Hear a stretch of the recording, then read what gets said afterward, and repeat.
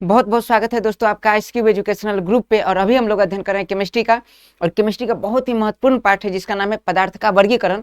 और पदार्थ के वर्गीकरण में मुख्य रूप से हम लोग कई आयामों का अध्ययन कर चुके हैं और उसी का एक महत्वपूर्ण भाग होता है, या फिर इसे हम कह सकते हैं केमिस्ट्री का एक इंपॉर्टेंट लेसन जिसका नाम है परमाणु संरचना। मुख्यतः परमाणु भी पदार्थ के अंतर्गत ही अध्ययन किया जाता है, लेकिन हम लोग पाठ्यक्रम को आसान करने के लिए हम लोग अध्ययन करते हैं परमाणु संरचना का पदार्थ से अलग। अब हम समझते हैं परमाणु संरचना में क्या क्या अध्ययन करना है। तो परमाणु संरचना में एक टॉपिक का डायग्राम है, क्योंकि कुछ बच्चे आते हैं जनरली उनके पास टाइम कम होता है, तो इस टॉपिक को देख लीजिए। अच्छा, इस क्लास में इतने टॉपिक का अध्ययन किया जाएगा, ठीक है।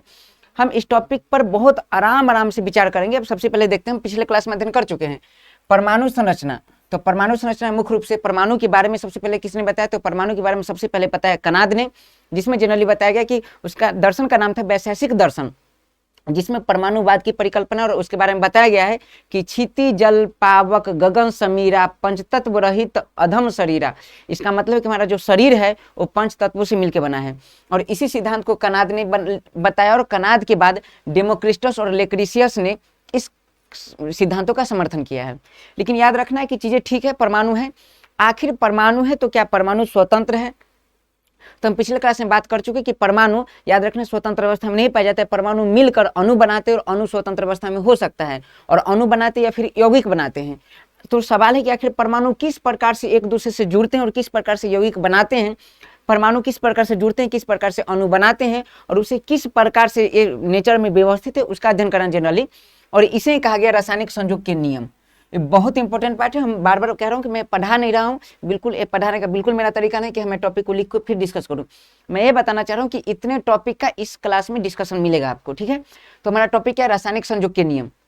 इसका मतलब है कि आखिर जितने भी रसायन है, परमाणु क्या एक प्रकार का केमिकल है, एक प्रकार का एटम है, और परमाणु एटम है, और एटम किस प्रकार से संयोग करती, किस प्रकार से रिएक्शन करती है, रिएक्शन करके नए मॉलिक्यूल बनाती है, इसका कुछ ना कुछ नियम है। जनरल देखिए, हम लोग रहते हैं, हम लोग को भारत में देश में रहने के लिए एक नियम है, रूल एंड रेगुलेशंस है, उसको फॉलो करना पड़ता है। कुछ भी करे, याद रखना है, जीने के लिए एक नियम है कि हमें खाना पड़ेगा। वो जो खाना हमारे बॉडी में जाती है, कार्बोहाइड्रेट प्रोटीन वसा, वो एक प्रकार का प्रोसेस है, एक रूल है कि अच्छा ऐसे होके और क्रमाकुंचन गति करते करते करते सबसे पहले अमाशय में जाएगी, फिर जनरली अग्नाशय से कुछ एंजाइम आएंगे, फिर छोटी आंत में, ऐसे करके एक रूल है। उसी रूल को फॉलो करते करते सारा काम होगा। तो हम हर चारों तरफ एकदम याद रखना है कि रूल से घिरे पड़े हैं। उसी प्रकार केमिस्ट्री में रिएक्शन है, और रिएक्शन भी एक प्रकार के जो रासायनिक संयोग एक प्रकार के नियम से घिरा हुआ है, उसे कहते हैं रासायनिक संयोग का नियम। हम उसको देखेंगे क्या मामला इसमें। और उसके बाद रासायनिक संयोग के नियम के बाद हम लोग देखेंगे आधुनिक विचारधारा जॉन डाल्टन के परमाणु सिद्धांत। तो उसे समझने का प्रयास करते हैं। अब हम लोग देखते हैं टॉपिक, फिर हम लोग इस स्लाइड में आएंगे। हमारा टॉपिक है रासायनिक संयोग के नियम, बहुत इंपॉर्टेंट है, इसे समझने का प्रयास करते हैं। रासायनिक संयोग का नियम। अब देखिए, एनर्जी बहुत इंपॉर्टेंट है, एनर्जी लाना है, और हम लोग समझते हैं रासायनिक संयोग का नियम क्या है। हम लोग जनरली देखिए बहुत डीप में बात नहीं करेंगे, डीप में बात करेंगे एक बार जब हम लोग साइंस स्पेशल स्टार्ट करेंगे, तो साइंस स्पेशल में बहुत डीप से बात करेंगे। लेकिन फिर भी मैं यहाँ बता दूं, जितना आयाम मैं दे दूंगा जनरली आपको कहीं नहीं मिलेगा। हम लोग इसमें भी याद रखना 100% बात करेंगे, लेकिन जितना विस्तृत व्याख्या हम एग्जाम में जो आने वाले आयाम उस पर पूरा बात करेंगे, लेकिन एक विस्तृत व्याख्या जनरली जब साइंस स्पेशल प्रारंभ होगा उसमें बात करूंगा। फिर भी चलिए, याद रखना है कि कुछ भी कितना भी कम बताऊं फिर भी ज्यादा बताऊंगा, इतना याद रखना है। तो रासायनिक संयोग का नियम, रासायनिक संयोग के नियम को जनरली अंग्रेजी में कहा जाता है केमिकल कॉम्बिनेशन लॉ, या फिर लॉ ऑफ केमिकल कॉम्बिनेशन। याद रखना क्या कहते हैं इसे? Law of chemical combination.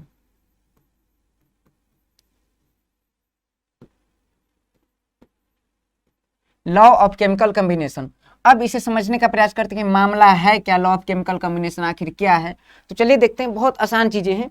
Law of chemical combination देखिए बड़ी इंपॉर्टेंट बात है। जैसे मैं कहता हूं कि जहां मैं 50 kg का हूं, मर जाऊंगा एक दिन, लोग जला देंगे। जलाने के बाद याद रखने मुट्ठी भर राख मेरा लाएंगे, समझना इस बात को। मैं भी 50 kg हूँ, मरने के बाद याद मुट्ठी भर राख लाएंगे 250 ग्राम। अब सवाल है कि 250 ग्राम या फिर आधा kg, मान लीजिए मेरा राख बच जाता है, तो आधा kg 49.5 kg कहाँ गया? क्या हम द्रव्यमान नष्ट हो सकता है? ये सवाल इंपॉर्टेंट है। हम लोग तो जानते हैं कि याद रखना आत्मा अजर अमर है, शरीर विनाशी है, शरीर एक दिन नाश हो जाएगा। हम समझते हैं कि याद रखना है, आइंस्टीन कहते हैं याद रखना है क्योंकि द्रव्यमान है।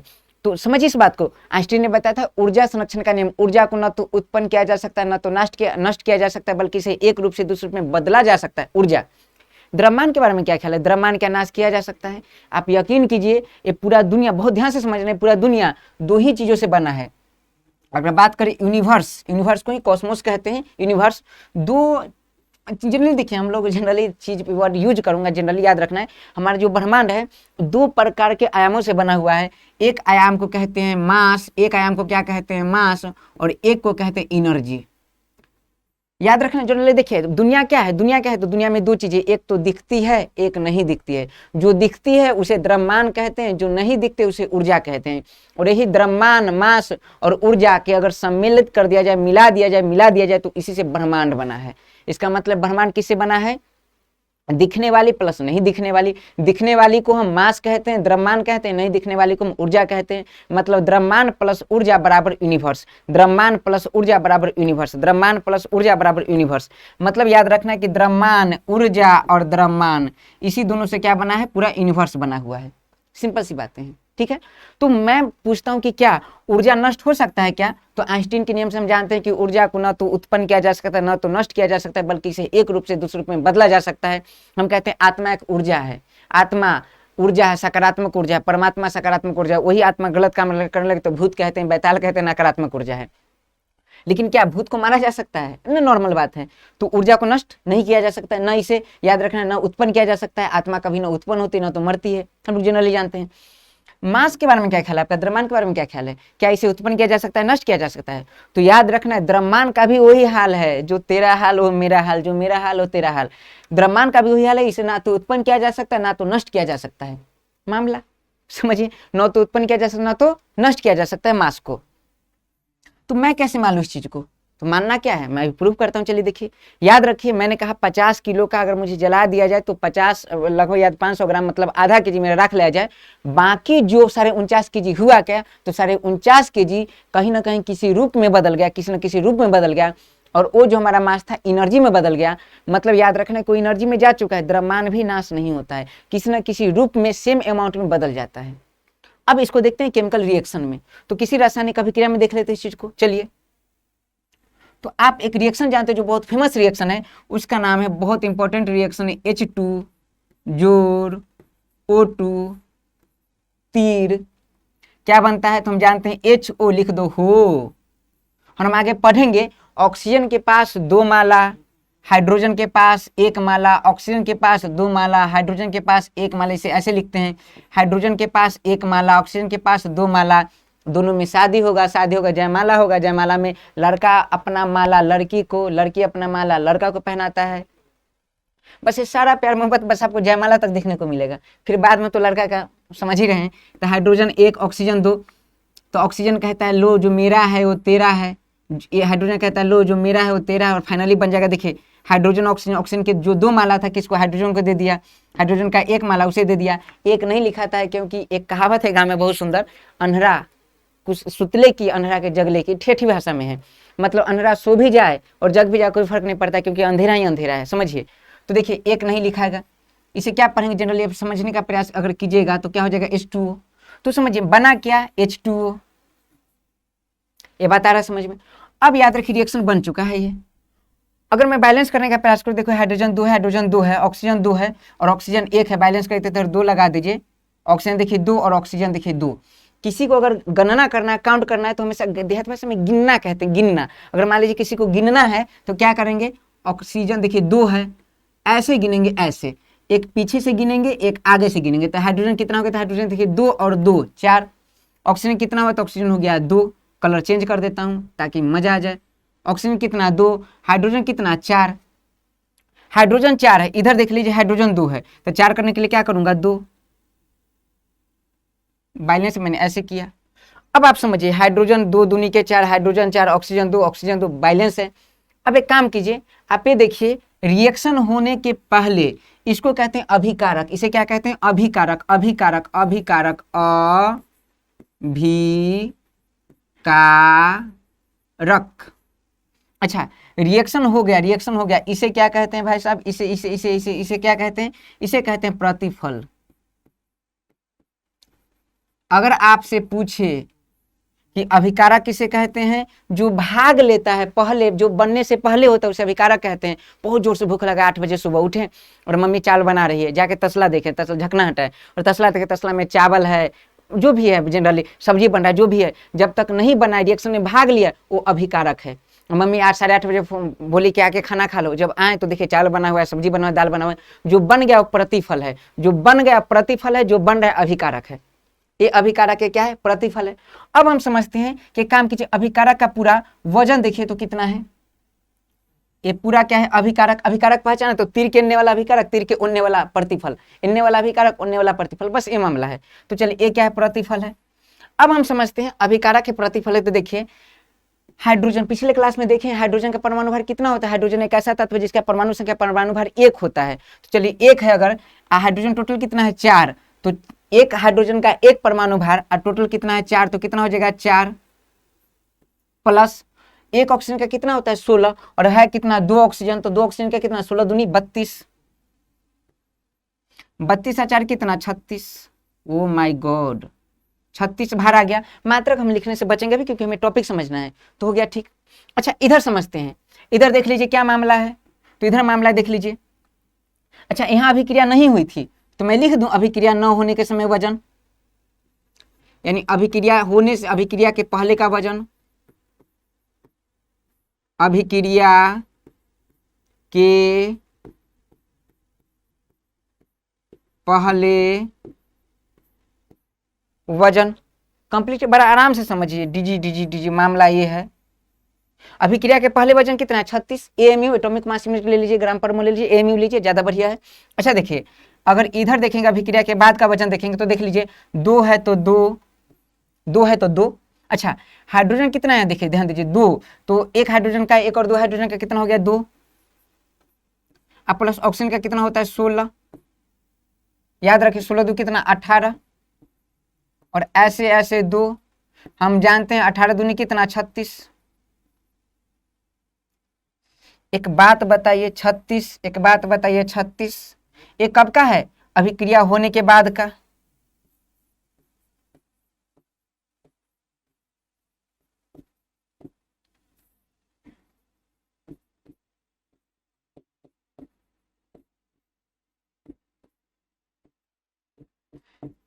क्या है? ये द्रव्यमान है। अच्छा कुल द्रव्यमान कैसे निकालते हैं? मान लीजिए कि बेंच है, क्लास में ले रहा हूँ, एक बेंच है, बेंच पे अगर 6 बच्चे बैठे हैं, सभी का वजन मान लीजिए 50 ग्राम 50 ग्राम 50 ग्राम 50 ग्राम 50 ग्राम है, तो 6 बच्चे 300 ग्राम टोटल हो गया, 300 ग्राम वगैरह है। अब समझिए मैं क्या कह रहा हूँ कि 300 ग्राम है।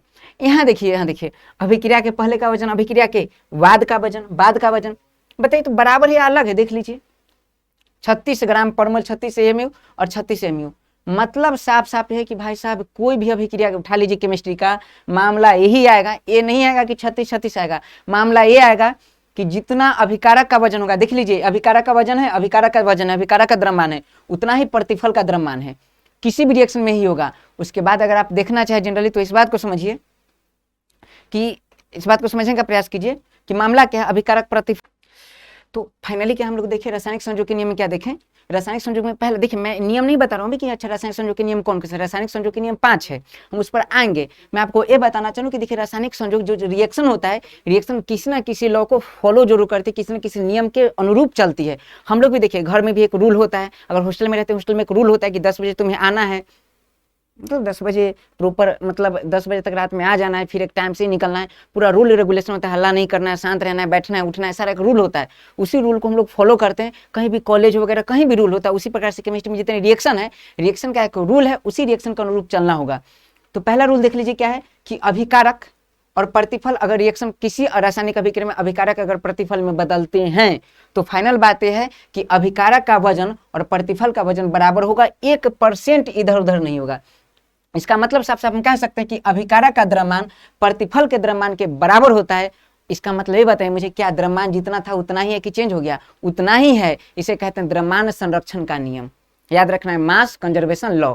मान लीजिए मुझे कोई 5 रुपए दिया, मैं रखा, ठीक है, मैं बहुत मक्खी चूसूं, 1.5 साल बाद वही पंटके निकाल के देख रहा हूँ, हा, फिर उस 5 रुपए के रख लिया, फिर उस 5 रुपए को 3 साल बाद, फिर 6 साल बाद, अंतिम सांस एकदम ले रहा हूँ, मरने वाला हूँ, फिर निकाल के देखा पंटक, ओह मजा आ रहा है। मतलब इसे कहते हैं पैसा संरक्षण का नियम। पैसा संरक्षण का नियम, पैसा मैंने संरक्षित कर लिया। मतलब 5 साल पहले का पैसा, 5 साल बाद का पैसा, 6 साल बाद का पैसा, मरने के जन्म लेने के समय का पैसा और मरने के समय का पैसा सेम है। पहले का मास, अभिकारक का मास, प्रतिफल का मास सेम है। अभिक्रिया के पहले का वजन, अभिक्रिया के बाद का वजन सेम है। इसे कहते हैं द्रव्यमान संरक्षण का नियम। सबसे इंपॉर्टेंट इसी, इसका मतलब साफ है कि द्रव्यमान को न तो उत्पन्न किया जा सकता है न तो नष्ट किया जा सकता है। इसे कहते हैं द्रव्यमान संरक्षण का नियम। ठीक है, मास कंजर्वेशन लॉ। मतलब साफ है रासायनिक संयोग के नियम में अगर पूछे कि रासायनिक संयोग के नियम में पहला नियम कौन सा है, तब पहला नियम जिसे कहते हैं द्रव्यमान संरक्षण का नियम। मैं ऐसा करता हूं, यहां लिख देता हूं कि रासायनिक संयोग के नियम में पहला नियम क्या होगा, द्रव्यमान संरक्षण का नियम। अभी फाइनली जो मैं आपको पढ़ा दिया, इसे मैं थोड़ा लेता हूं अपना रेंज में, जो मैं लिख दिया ये फाइनली क्या है। अगर आपसे पूछे ये पूरा है क्या, तो ये पूरा है। इसे कहते हैं रासायनिक संयोग के नियम, सॉरी द्रव्यमान संरक्षण का नियम। इसे कहते हैं द्रव्यमान संरक्षण का नियम। द्रव्यमान संरक्षण का नियम याद रखना, लॉ ऑफ मास कंजर्वेशन। इसे ऐसे भी तो कह सकते हैं द्रव्यमान को न तो उत्पन्न किया गया न तो नष्ट किया गया। द्रव्यमान को न तो उत्पन्न किया जा सकता न तो नष्ट किया जा सकता, इसे द्रव्यमान संरक्षण का नियम कहते हैं। मतलब हम लोग रासायनिक संयोग के एक नियम को पढ़ चुके हैं। अब कितना बचा, अब बचा 4। हम लोग देखते हैं, एक और देखते हैं भी जनरली, अब समझना है। तो मतलब अगर बात करें स्लाइड में रखे रासायनिक संयोग के नियम, लॉ ऑफ केमिकल कॉम्बिनेशन, तो लॉ ऑफ केमिकल कॉम्बिनेशन कितने हैं, तो 5 है। तो सबसे पहला कौन सा है अभी हम लोग देखें, द्रव्यमान संरक्षण का नियम। द्रव्यमान संरक्षण का नियम। ये बातें ठीक है। अच्छा, और हम समझने का प्रयास करें, समझिए इस बात को। द्रव्यमान संरक्षण का नियम मतलब, और इसे अगर समझने का हम प्रयास करें तो ऐसे समझ सकते हैं। इस बात को समझिए कि अच्छा और क्या है रासायनिक संयोग के नियम, एक ये है। अभी थोड़ा सा याद कीजिए, एनर्जी लाइए, एकदम मजा लीजिए और याद कीजिए। पहला क्या है द्रव्यमान संरक्षण का नियम, अगला क्या है, तो अगला है स्थिर अनुपात का नियम। हम देखेंगे अभी क्या होता है ये स्थिर अनुपात का नियम, लॉ ऑफ कांस्टेंट या फिर फिक्स्ड या डिफिनिट प्रोपोर्शन। तो याद रखना है लॉ ऑफ कांस्टेंट मतलब स्थिर है, कांस्टेंट प्रोपोर्शन। अच्छा, इसके बाद बात करें तो एक और क्या है इसके बाद, तो इसके बाद इसका नाम है गुणित अनुपात का नियम। गुना हो जाना है, गुना गुना गुणित। तो इसके बाद क्या है, गुणित अनुपात का नियम, गुणित अनुपात का नियम। अच्छा, इसके बाद और क्या है, तो एक है व्युत्क्रम अनुपात का नियम। व्युत्क्रम, व्युत्क्रम अनुपात का नियम। और इसके बाद क्या है, तो इसके बाद है गे-लुसैक, गैर-लुसैक गैसीय आयतन नियम। यह नियम सिर्फ वैसे रासायनिक अभिक्रिया जिसमें सारे अभिकारक प्रतिफल गैस हो। गे-लुसैक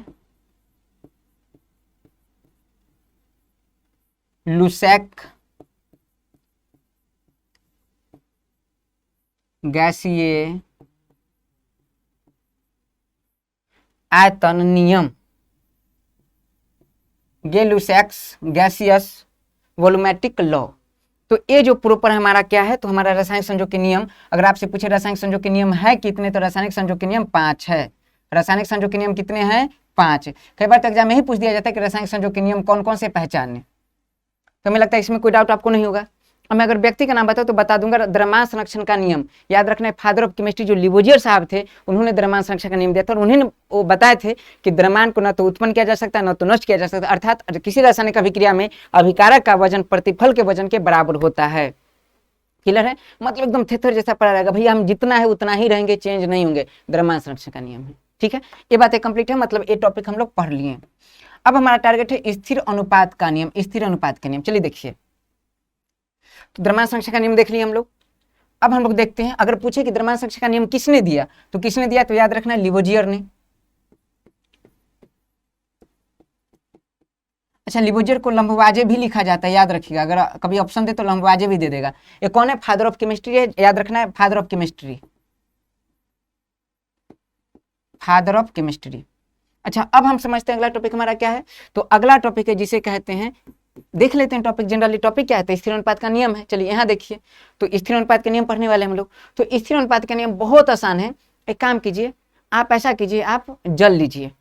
तो जल, जल ही जीवन है, जल तो लेना ही पड़ेगा। तो जल, जल लीजिए। तो चलिए फाइनली हम क्या किए, अच्छा टॉपिक बना लेते हैं, स्थिर अनुपात का नियम। स्थिर अनुपात का नियम। तो स्थिर अनुपात का नियम अगर समझे तो स्थिर अनुपात का नियम, जल बहुत जरूरी है, इसलिए सबसे पहले जल लेते हैं। हालांकि ले आप कुछ भी सकते हैं, जल बहुत जरूरी है। जल देखिए, गुड मॉर्निंग से लेकर गुड नाइट तक लगातार जल का यूज है। सब पपीता वाले से लेकर खीरा वाले सब जल का यूज करते हैं। समझ, जल का यूज करते हैं। जल में मतलब याद रखें, पपीता वगैरह जिस कोशिका से बनी हुई है उस कोशिका पे याद रखना जल मारते हैं, वो फिर मतलब सोया रहता है। गुड नाइट अगर जैसे जल मारिए, गुड मॉर्निंग उठ के तैयार पूरा, फिर ताजा ताजा सब्जी, ताजा ताजा फल बेच देते हैं सब। याद रखना, बड़ी दिमाग होता है सब्जी वाले के पास, बहुत ज्यादा। अब समझें इस बात को, क्या मामला है स्थिर अनुपात का नियम। तो हम एग्जाम्पल में क्या लेने वाले हैं, जल। जल के आप अलग अलग स्रोतों से जल लीजिए। जैसे आप जल ले लीजिए, कहां से लीजिए, एक ले लीजिए गंगा जल,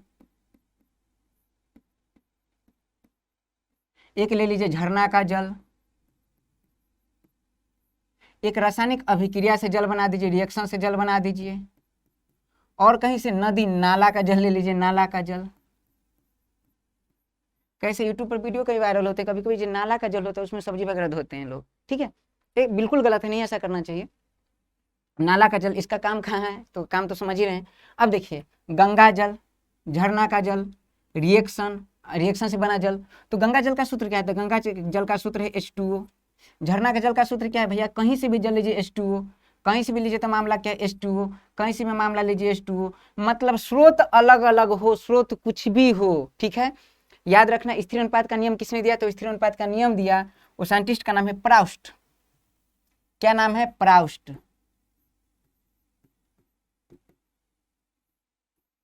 प्राउस्ट, ठीक है। और याद रखना, स्रोत कोई भी हो, नदी से हो, नाला से हो, नदी से भी ले लेते हैं, चलिए नदी से भी लेते हैं, मामला कुछ भी नहीं, नदी से ले लेते हैं, फिर क्या है H2O, ठीक है। आरओ का पानी ले लीजिए, आरओ का पानी रिवर्स ओस्मोसिस वाटर, आरओ का पानी ले लीजिए, मामला क्या है H2O, ठीक है। समझिए, तो मामला हमें समझना है, गंगा जल, झरना, रिएक्शन, नाला, नदी, आरओ, कहीं का पानी ले लीजिए। मैं अगर पूछूं कि प्राउस्ट ने कहा कि किसी भी यौगिक में जनरली जो परमाणु है उसमें वो उसका मेन गुण है भार। मेन गुण क्या है, भार, क्योंकि भार के कारण ही वो रिएक्शन कर पाते हैं, भार के कारण ही अभिक्रिया में भाग ले पाते हैं। कैसे इस बात को यकीन करें, तो याद रखना है, प्राउस्ट से अगर पूछे किसी अभिक्रिया में जो एटम है, hydrogen oxygen, hydrogen oxygen, hydrogen oxygen, hydrogen oxygen, hydrogen oxygen, एक किस पर निर्भर करता है, याद रखना, इसके परमाणु की संख्या पर कि भार पर। तो प्राउस्ट वगैरह जो भी है सब बताते हैं भार पर निर्भर करता है, भार पर। हालांकि बाद में जब मेडली की आवर्त सारणी आएगी तो उसमें क्लियर होगा, मोस्टली की आवर्त सारणी में क्लियर होगा कि नहीं, तत्व का जो गुण है, रासायनिक गुण है, उसके परमाणु संख्या पर निर्भर करता है, प्रोटॉन की संख्या पर निर्भर करता है। याद रखना है, बहुत आराम से समझिए। तो मामला क्या भैया, H2O, तो देखिए हाइड्रोजन कितना, हाइड्रोजन का कितना भार है, 2 भार, ऑक्सीजन का कितना भार है, 16, कटम कुट कितना जगह, 1:1:8। ओ माय गॉड, इधर देख लीजिए कितना है, तो 2 अनुपात, हाइड्रोजन 2 और ऑक्सीजन 16, कट की कितना जगह, 1:8। इधर भी कितना आ जाएगा, देख लीजिए 1:8। मामला तो वही है, इधर भी कितना आ जाएगा, 1:8। मामला वही है, इधर भी कितना आ जाएगा, कोई भी हो 1:8 ही आएगा। मतलब साफ साफ है कि आप किसी यौगिक को चाहे किसी भी स्रोत से प्राप्त किए हो, किसी भी स्रोत से प्राप्त किए हो, लेकिन लेकिन लेकिन याद रखना है, उसके भार का अनुपात हमेशा स्थिर होगा, हमेशा क्या होगा, निश्चित होगा। इसलिए इसे निश्चित अनुपात का नियम या फिर स्थिर अनुपात का नियम कहते हैं। देख लीजिए, भार का अनुपात 1:8, 1:8, 1:8, 1:8, 1:8। तो अगर आपसे पूछिए स्थिर अनुपात का नियम किसने दिया था, तो स्थिर अनुपात का नियम प्राउस्ट ने दिया था। और याद रखना है, बाद में जॉन डाल्टन ने भी इसे प्रूव किया। अच्छा, उन्होंने भी कहा था कि ये बातें सही है, और पीछे द्रव्यमान संरक्षण का नियम, ये बातें भी सही है, जॉन डाल्टन ने सपोर्ट किया था। सवाल पूछा जाता है, यकीन मानिए मैं ऐसा कोई बात नहीं करूँ जो एग्जाम के लिए इंपॉर्टेंट ना हो, और ऐसा कोई बात छोड़ूंगा नहीं जो एग्जाम के लिए इंपॉर्टेंट हो, ठीक है। तो याद रखना इस बात को, नदी हो, नाला हो, कुछ भी हो, उसमें याद रखना जल का अनुपात किसी भी अनुपात में हो तो स्थिर होगा, कितना होगा, 1:8। तो मामला यही है, ठीक है। चलिए एक हमारा और है, अगर समझे इस बात को, स्थिर अनुपात कंप्लीट हो गया। अगर आपसे कोई क्वेश्चन पूछे कि स्थिर अनुपात का नियम किसने दिया था, तो प्राउस्ट ने। लेकिन अगर आपसे पूछे, कहाँ है डीजी देखिए टॉपिक, स्थिर अनुपात का नियम कंप्लीट। अगला क्या है गुणित अनुपात का नियम, जितना बताऊं इससे बाहर सवाल नहीं आएगा, गारंटी, लिख लीजिए कहीं। अगला क्या है गुणित अनुपात का नियम। गुणित अनुपात का नियम किसने दिया था, तो याद रखना ये अपना डाल्टन साहब का है, याद रखना एकदम मुस्कुराना, क्योंकि आगे पढ़ेंगे डाल्टन का परमाणु सिद्धांत और उनके सिद्धांतों का धज्जिया उड़ जाएगा, ठीक है। तो धज्जिया कैसे उड़ेगा वो भी देखेंगे, पहले हम लोग पढ़ लेते हैं गुणित अनुपात का नियम। तो अगला क्या है गुणित अनुपात का नियम,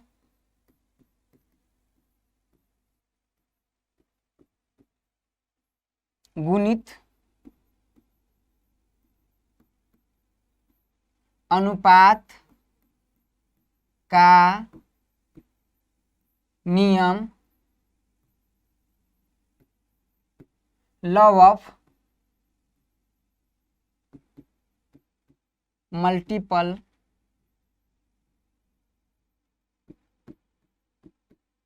प्रोपोर्शन।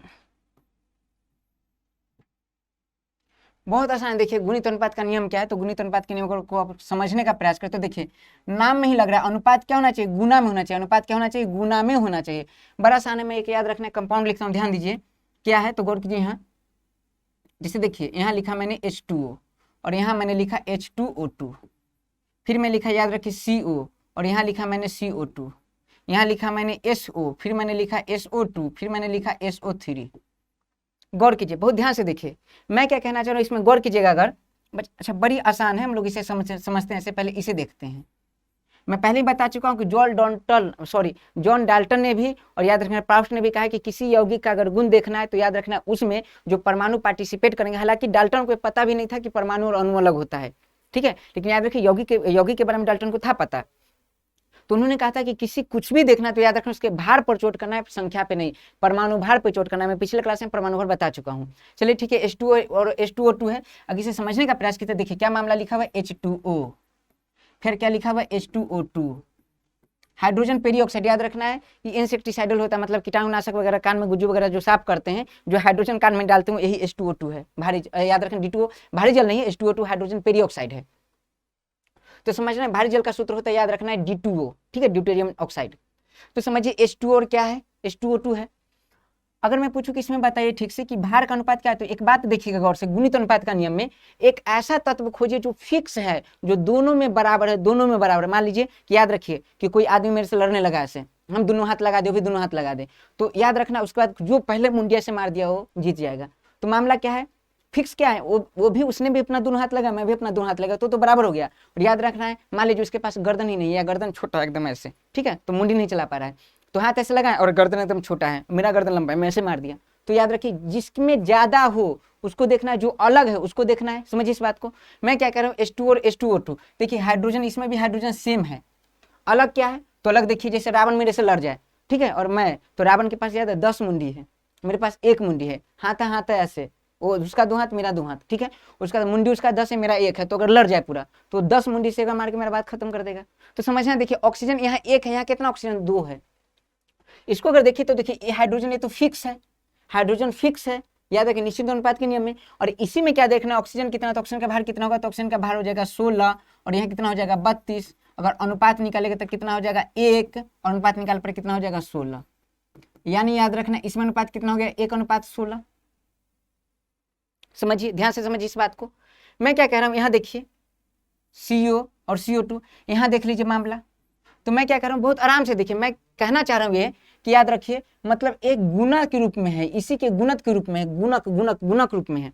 अगर यहाँ समझिए CO और क्या है CO2, इसको समझने का प्रयास कीजिए। तो इसमें मामला क्या है, देखिए C, देखिए फिक्स क्या है, कार्बन कार्बन फिक्स है, और अलग अलग क्या है O2। तो इसमें भी देख लीजिए क्या है, तो ऑक्सीजन, ऑक्सीजन की बात कीजिएगा तो देख लीजिए क्या है ऑक्सीजन और O2। ऑक्सीजन देखिए 1 और 1 क्या है 16 दूना 32 और ये क्या है 16, कटेगा तो 8 और कटेगा तो 1 मिनट देख लीजिए, ठीक है, और कट के फाइनली क्या आ जाएगा यहाँ 1:8। यहाँ देख लीजिए, देखिए कट्टम कूट कट्टम कूट कट्टम कूट, ठीक है, और देखिए इसका अनुपात। अच्छा ऐसे भी अगर आप भार नहीं देखें तो भी पता हो सकता है जनरल। देखिए ऑक्सीजन कितना है 1, एक कितना है 2, एक कितना है 3, तो देख लीजिए गुणक रूप में है कि नहीं, गुणक रूप में है कि नहीं। और समझिए कि इस बात को, देखिए यहाँ 1 है, ऑक्सीजन कितना 1, ऑक्सीजन कितना है 2, गुणक रूप में है या नहीं। यहाँ देखिए कितना 1, यहाँ कितना है 2, भार गुणक रूप में है या नहीं। मतलब फाइनल बात अगर सिंपल वे में समझे तो इसे ऐसे समझा जा सकता है। अगर मान लीजिए किसी को दिक्कत होगा तो आप ऐसे समझिए, देख लीजिए हम एग्जांपल क्या लेते हैं, H2O, फिर क्या लेते हैं H2O2। समझिए मैं क्या कह रहा हूँ कि फिक्स क्या है, देख लीजिए फिक्स इसमें ए हाइड्रोजन है, फिक्स इसमें हाइड्रोजन है, और ऑक्सीजन देख लीजिए एक, और ऑक्सीजन देख लीजिए कितना, 1 2। तो ऐसे देखिए 2 गुना है, गुना के रूप में है, गुना के रूप में है। अभी मैंने क्या लिखा था जनरल, इसके बाद कार्बन मोनोऑक्साइड और CO2 देख लीजिए फिक्स है ये, और यहाँ देख लीजिए कितना है, तो ऑक्सीजन का देख लीजिए, ऑक्सीजन कितना है 1, और यहाँ कितना है 2, गुना के रूप में है कि नहीं, गुना के रूप में है, याद रखने, या पूर्ण गुना के रूप में, उसे कहते हैं गुणित अनुपात का नियम, एक गुणित अनुपात का नियम है। मैं एक्चुअली याद रखिए, आपके कंपटीशन में एग्जाम एक क्वेश्चन नहीं आएगा गुणित अनुपात का नियम क्या है, लिखिए, आपसे पूछा जाएगा जनरली कि क्या डाल्टन का जो परमाणु सिद्धांत है गुणित अनुपात के नियम का पालन करता है, क्या डाल्टन ने गुणित अनुपात के नियम का समर्थन किया था, तो उसका मैं बेस बना रहा हूँ अभी गुणित अनुपात के नियम का। ये बात मुझे लग रहा है समझ में आ गया आपको। मतलब फाइनल क्या बात है कि अगर इसे गुणित अनुपात का नियम कब लागू हो, तो लागू तब होगा, याद रखना है, जब याद रखिए समान परमाणु, देखिए H और H और ऑक्सीजन जब समान परमाणु यौगिक बना रहा हो, तो डाल्टन के परमाणु सिद्धांत में हम पढ़ेंगे कि याद रखना समान परमाणु भी यौगिक बना सकते हैं, और याद रखना असमान परमाणु भी यौगिक बना सकते हैं। ठीक है, जब समान परमाणु याद रखिए इस प्रकार के यौगिक बनाए, और असमान परमाणु समान परमाणु भी इस प्रकार के यौगिक बनाए, तो ये मामला हमारा क्या है, ये हमारा गुणित अनुपात का नियम, गुना के रूप में होना चाहिए, सिंपल लाइन में गुना के रूप में होना चाहिए, गुणित अनुपात का नियम है। अब हम लोग एक आयाम को समझेंगे इस बात के, इसके बाद व्युत्क्रम अनुपात का नियम। ठीक है, अब एक बात कर देखते हैं, व्युत्क्रम अनुपात के नियम समझने के लिए हम अगला क्लास लेंगे जनरली, क्योंकि थोड़ा सा क्लास लंबा हो जाएगा। अब इस बात को समझते हैं थोड़ा सा। हम लोग इस क्लास में जनरली क्या पढ़ें कि परमाणु के बारे में कनाद ने बताया, डेमोक्रिटस ने बताया और लेक्रेशियस ने बताया। इसके बाद बात करें तो परमाणु एक विभिन्न प्रकार के नियमों को पालन करते हुए और आपस में संगठित होती है, जुड़ती है, उसके बाद कुछ नए कंपाउंड बनाते हैं, नए मॉलिक्यूल बनाते हैं जनरली, और इसे कहते हैं रासायनिक संयोग के नियम। जिस नियम को पालन करते हैं उसे कहते हैं रासायनिक संयोग का नियम। और कोई भी अभिक्रिया हो या फिर कोई भी परमाणु अभिक्रिया में भाग लेकर और जनरली नए कंपाउंड बनाए, तो इसके लिए उसे 5 नियम से गुजरना पड़ता है। उस नियम में सबसे पहला है द्रव्यमान संरक्षण का नियम, उसके बाद है स्थिर अनुपात का नियम, उसके बाद है गुणित अनुपात का नियम, व्युत्क्रम अनुपात का नियम, और गेल-लुसाक गैसीय आयतन नियम। यह गेल-लुसाक गैसीय आयतन नियम तभी लागू होगा जब समान दाब एवं समान ताप हो एवं अभिकारक प्रतिफल गैसीय अवस्था में हो। फाइनल है। इसके बाद अगर बात करें जनरली, तो उसके बाद हमारा टारगेट क्या है, डाल्टन के परमाणु सिद्धांत। इसको हम लोग अगले क्लास में देखते हैं। फिर इसी ऊर्जा इसी मंग के साथ मिलते हैं अगले क्लास में। जय हिंद, जय भारत।